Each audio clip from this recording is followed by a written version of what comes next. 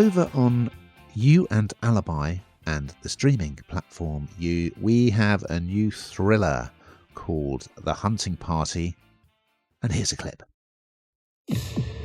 Richard Harris was executed in 2017. What is your professional assessment of him? You want me to profile a dead serial killer? Why?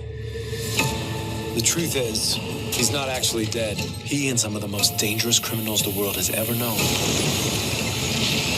They escaped from a classified prison. How many? A lot.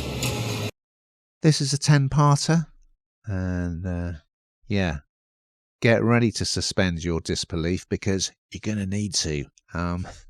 So the jumping off point is there's this underground prison, looks like a kind of great big silo with it's secret as well. No one knows about it. Well, no, obviously certain people do, but it's not widely known about.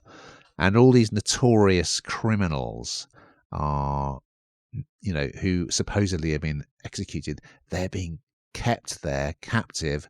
Not only that, weird experiments are being done on them. So yeah, already you're thinking, if you're going to do this, you've got to set it in the future. Otherwise, no one's going to buy it. Anyway, that's the setup. And then there's an explosion. Well, of course, we did The Last Frontier recently, with a plane full of very nasty criminals landed, and they all went on the loose. And yeah, there's an explosion in the prison. Lots of criminals are at large. And the star of this is Melissa Roxburgh, who plays one of those brilliant FBI profilers who can just read people. She's called Bex Henderson, and she's left the bureau for reasons that presumably will become apparent as it unfolds. She's working in a casino, sort of sussing out who's cheating. Anyway, of course, she gets called back to the bureau because one of the fugitives is Richard Harris. No, not the actor, Hannah. I know what you're thinking. He's a serial killer who she thought had been executed. She worked on the case, but no, now she finds out, he's still alive. He was in this prison, and now he's free, and they presume that he's just going to, the same behaviour is going to occur again.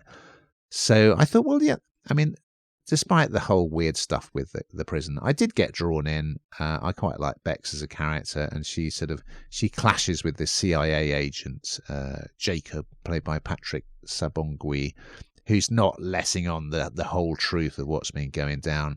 Then there's also a very handsome prison guard, Shane, played by Josh McKenzie. He comes along for the ride. And then we're also getting flashbacks from her work with her former partner, which ended quite badly. You'll see it in flashback, and he's very handsome as well. And yes, we may not have seen the last of him. That's all I'll say. So yeah, the Richard Harris case is all wrapped up in episode 1. I'm like, well, that was easy. There's a good twist in it, but I thought, oh, okay. I thought they were going to spin that out. So it's basically going to be each week they're going to hunt for a different criminal. So, it's a pretty silly setup, but, I found it perfectly watchable. I like the female lead. It's one of those kind of Clarice Starling, just really intuitive types, slightly bucking against the system. So yeah, bit of escapist nonsense. Perfectly okay, but I don't think I'll watch any more. What does you think, Hannah? Do you know what? I think you've summed it up really well.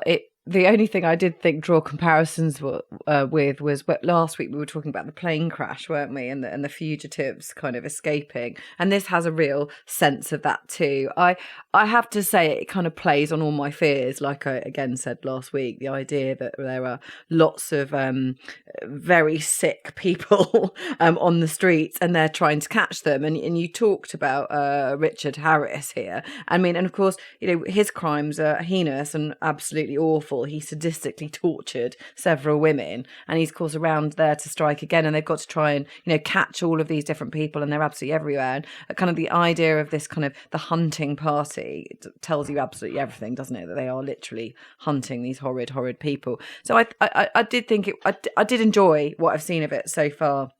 it does seem like they kind of went full whack in the first episode, which kind of seemed a bit strange. I thought they'd have strung that out a bit longer, as you said.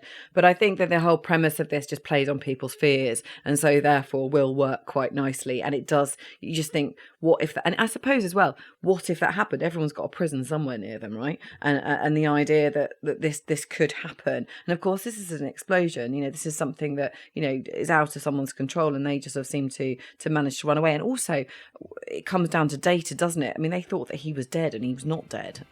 Things like that. Are they actually still searching for him? It plays on what could be, I suppose. And that's, I guess, why I found it so appealing.